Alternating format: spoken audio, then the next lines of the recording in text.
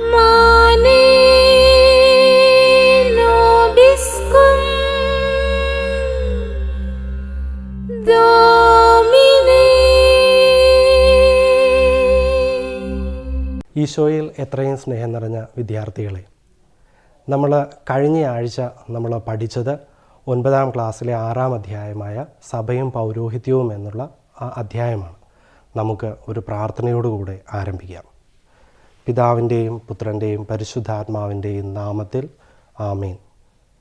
നിത്യപുരോഹിതനായ ഈശോയെ, ഇന്നേ ദിനം ഞങ്ങളെ എല്ലാവരെയും അങ്ങയുടെ നാമത്തിൽ ഒരുമിച്ച് കൂട്ടിയതിനെ ഓർത്ത് അങ്ങേക്ക് ഞങ്ങൾ നന്ദി പറയുന്നു. സഭയിൽ ഞങ്ങളുടെ ആത്മീയ ജീവിതത്തെ പരിപോഷിപ്പിക്കുവാനായി പൗരോഹിത്യത്തെ അങ്ങ് സ്ഥാപിച്ച് നിലനിർത്തുന്നുവല്ലോ. ആ പൗരോഹിത്യത്തെ കൂടുതൽ ആഴത്തിൽ മനസ്സിലാക്കുവാൻ, സ്നേഹിക്കുവാൻ, ആദരിക്കുവാൻ ഈ ക്ലാസ് വഴി ഞങ്ങളെ ഓരോരുത്തരെയും അനുഗ്രഹിക്കണമേ.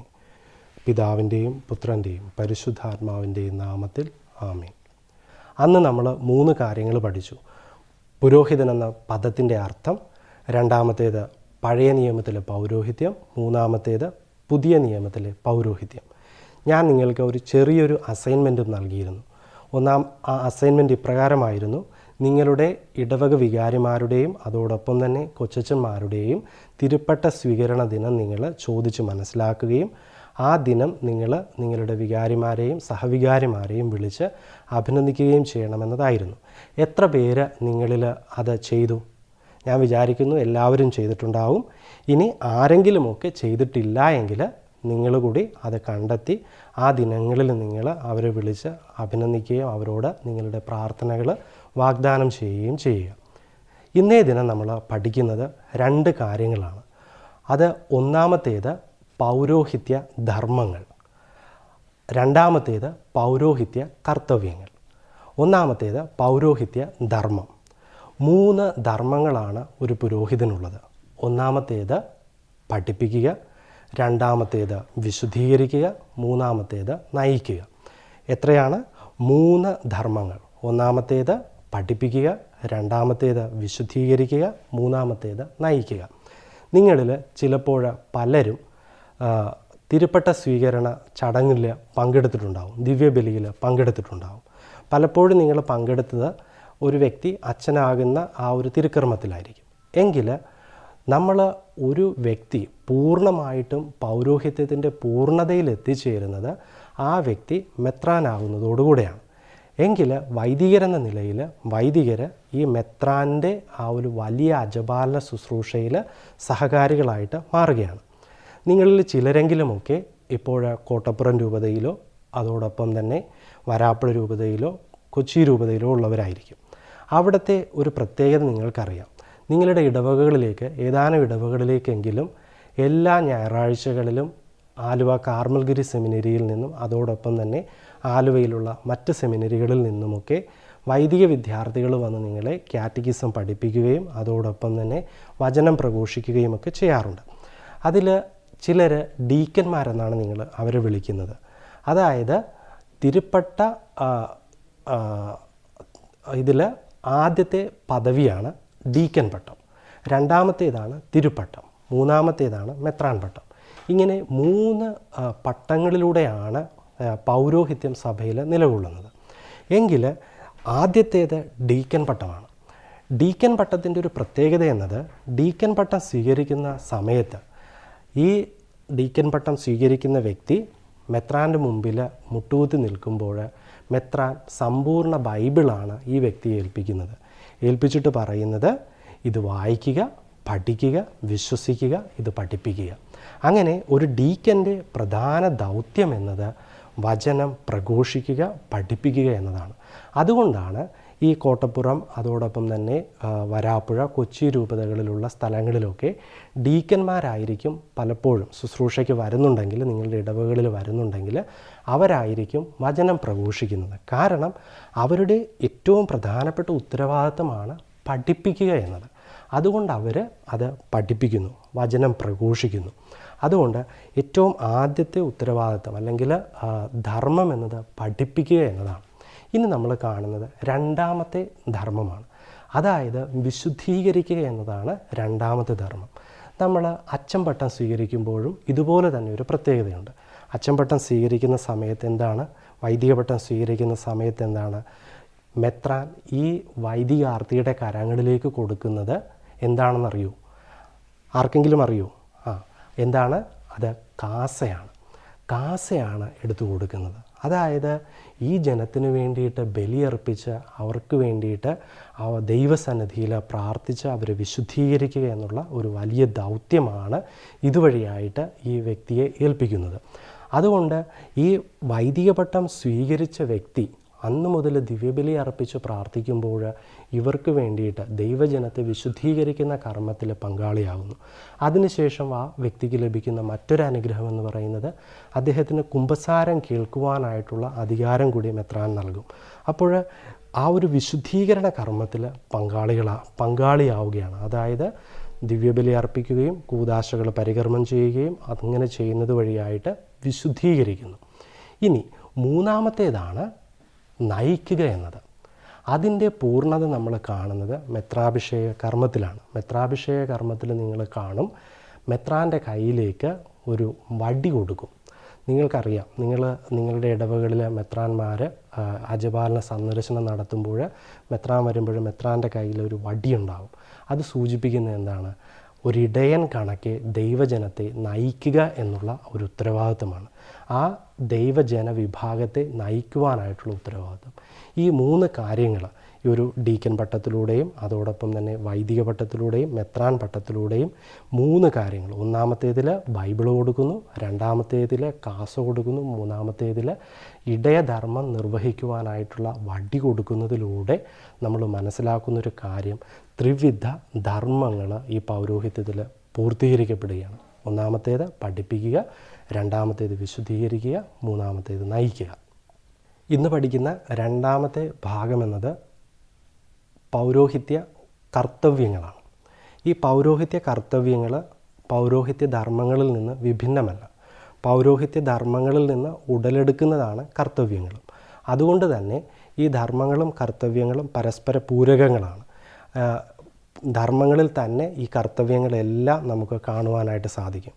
അപ്പോൾ ആദ്യത്തെ ഒരു കാര്യമെന്ന് പറഞ്ഞത്, ഒരു ഡീക്കൻ്റെ പ്രധാന ഉത്തരവാദിത്വം എന്നത് ദൈവവചനം പ്രഘോഷിക്കുക.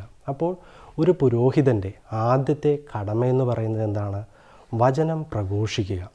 വചനം പ്രഘോഷിക്കുക എന്നതാണ് ഓരോ പുരോഹിതൻ്റെയും ഏറ്റവും പ്രധാനപ്പെട്ട കടമയെന്നത്. കാരണം പൗരോഹിത്യത്തിൻ്റെ ആദ്യ പടിയായ ഡീക്കൻ പട്ടം സ്വീകരിക്കുമ്പോൾ തന്നെ അദ്ദേഹത്തോട് മെത്രാൻ പറയുന്ന ഏറ്റവും പ്രധാനപ്പെട്ട കാര്യം, അല്ലെങ്കിൽ തിരുസഭ കൽപ്പിക്കുന്ന ഏറ്റവും പ്രധാനപ്പെട്ട കാര്യം എന്നത് വചനം പ്രഘോഷിക്കുക എന്നതാണ്.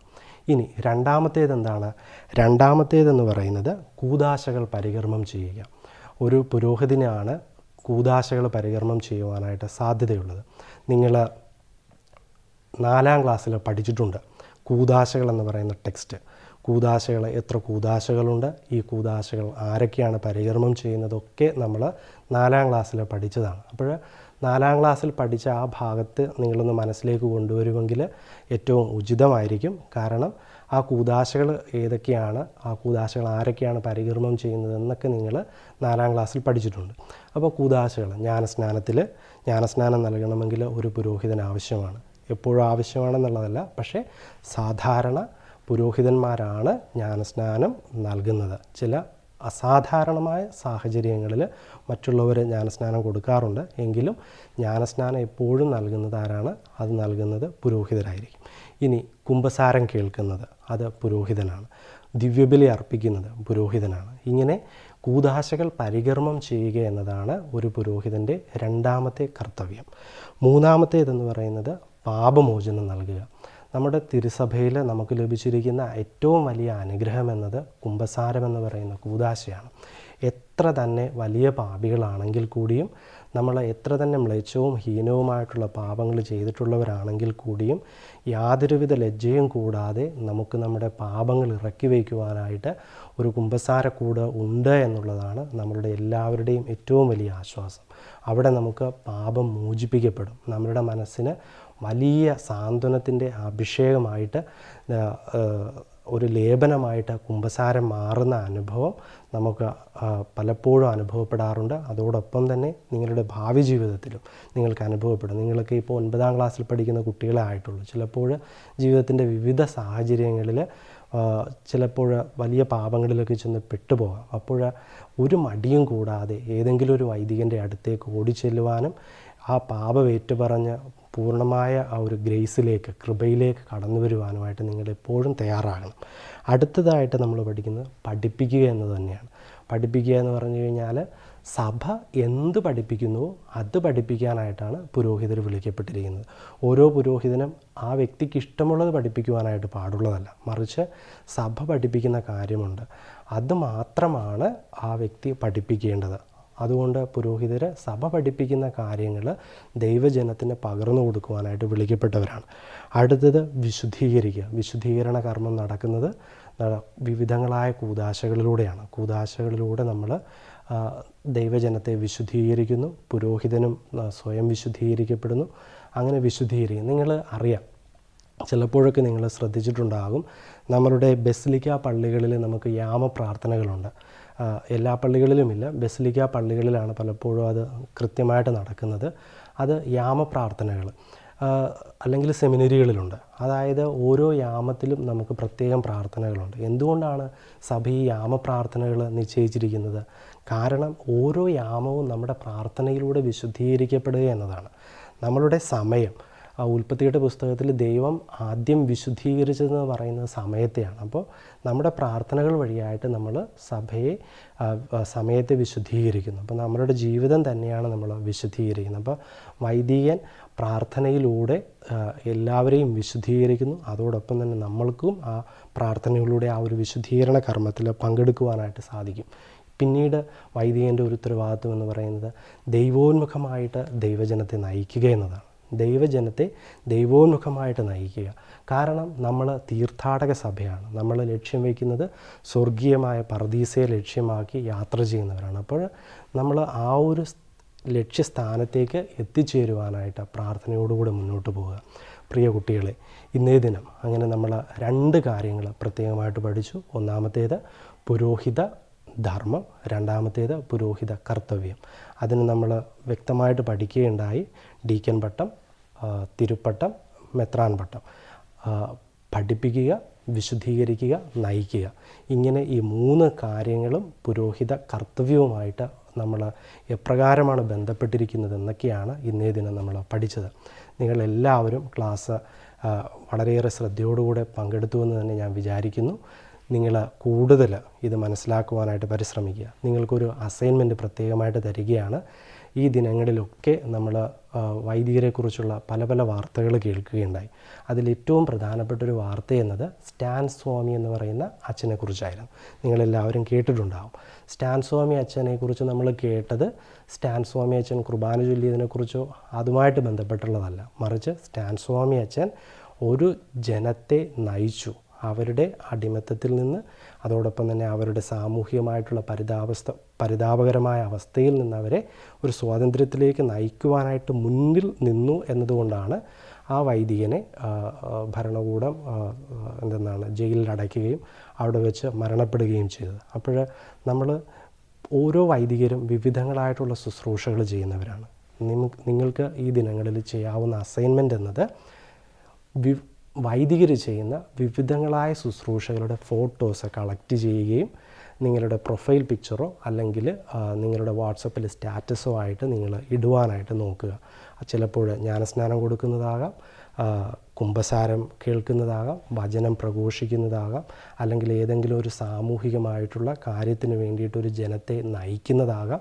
ഇങ്ങനെ വൈദികർ ചെയ്യുന്ന വിവിധങ്ങളായിട്ടുള്ള കർത്തവ്യങ്ങളുടെ ഫോട്ടോസ് എടുത്ത് നിങ്ങളുടെ വാട്സപ്പിൽ സ്റ്റാറ്റസായിട്ടോ അങ്ങനെ എന്തെങ്കിലും ഇട്ട് നിങ്ങൾ അത് നിങ്ങളുടെ കൂട്ടുകാരുമായിട്ട് ആ ഒരു ദൗത്യം, ഈ ഒരു വൈദിക കർത്തവ്യങ്ങൾ പങ്കുവയ്ക്കുവാനായിട്ട് തയ്യാറാവുക. പ്രാർത്ഥനയോടുകൂടെ നമുക്ക് ക്ലാസ് സമാപിപ്പിക്കാം. നിത്യപുരോഹിതനായ ഈശോയെ, എല്ലാ വൈദികരെയും ഓർത്ത് അങ്ങയെ ഞങ്ങൾ സ്തുതിക്കുകയും ആരാധിക്കുകയും നന്ദി അർപ്പിക്കുകയും ചെയ്യുന്നു. വൈദികരുടെ കർത്തവ്യങ്ങൾ ഇന്നേ ദിനം ഞങ്ങൾക്ക് മനസ്സിലാക്കി തന്നതിനെ ഓർത്ത് ഞങ്ങൾ നന്ദി പറയുന്നു. ഈശോയെ, ഈ വൈദിക കർത്തവ്യങ്ങളും ധർമ്മങ്ങളും അവർ പൂർണ്ണതയിൽ നിറവേറ്റുവാൻ അവർക്ക് വേണ്ടി എന്നും പ്രാർത്ഥിക്കുവാൻ ഞങ്ങളെ അനുഗ്രഹിക്കണമേ. പിതാവിൻ്റെയും പുത്രൻ്റെയും പരിശുദ്ധാത്മാവിൻ്റെയും നാമത്തിൽ ആമേൻ.